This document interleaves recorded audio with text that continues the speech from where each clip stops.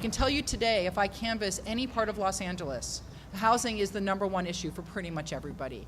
Whether it's someone who is rent insecure or worried that something's going to happen to their building, their rent-controlled building or their stabilized building or a building that they've been in for a long time, and they're worried that someone's going to raise the rent or knock the building down to build something else. Everyone's afraid of that. And even people that are single-family homeowners who own their homes are seeing what's happening with their friends and neighbors who are more and more finding that their cost of living is driving them into poverty or driving them onto the streets. And every one of us, I think, has had the experience of driving down the street and having our heart broken by what we see with the growing number of homeless residents of Los Angeles. That in the last few years, housing across the board has gotten more expensive. And so you find not just poor people, but middle-class people and working-class people and even upper-middle-class people struggling to afford their rent. And this has mostly happened because the demand for housing has gone up substantially. And it's gone up substantially because LA is a nice place to live. It's gone up substantially because our economy has picked up steam after the recession. And it's gone up substantially because the millennials, who are demographically one of the largest cohorts we've ever seen, have started moving into the housing market on their own, moving out of their parents' houses. And that big increase in demand has not been met by a sort of corresponding increase in supply. For about 50 years in California, we have taken the approach that housing is a negative thing for communities. We look at the negative around housing.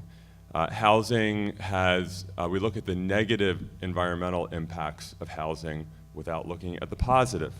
We look at the traffic and the parking issues and that there will be more kids in my child's classroom. We look at the water issues. We look at all the negatives for decades in California without looking at the negative of not having enough housing. There is a lot of new housing. It's really not housing that any of our members can afford to access. I mean, even if you cut the prices by 25%, they wouldn't be able to afford to access it. And their proximity to it, even though they're living in the aforementioned not especially fantastic housing, has actually pushed the rents in that housing up. So there has been a big gentrification effect there.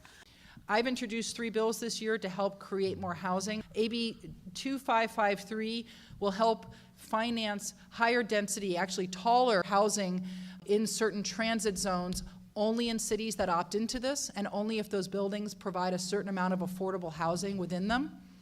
AB 2263 tries to do 2 things: to #1, protect our historic building stock, and secondly, to encourage them to be converted to housing. What this bill does is it allows for buildings that are listed on the historic register to be adaptably reused without having to conform to today's parking codes. The reason a lot of our historic buildings have nothing in them is because they don't have parking lots, because they were built in the 20s or the 30s. This would allow cities to make that decision to put housing in them, or hopefully not a Trader Joe's, but something that's a low parking use, but without having them to have to comply to today's parking codes.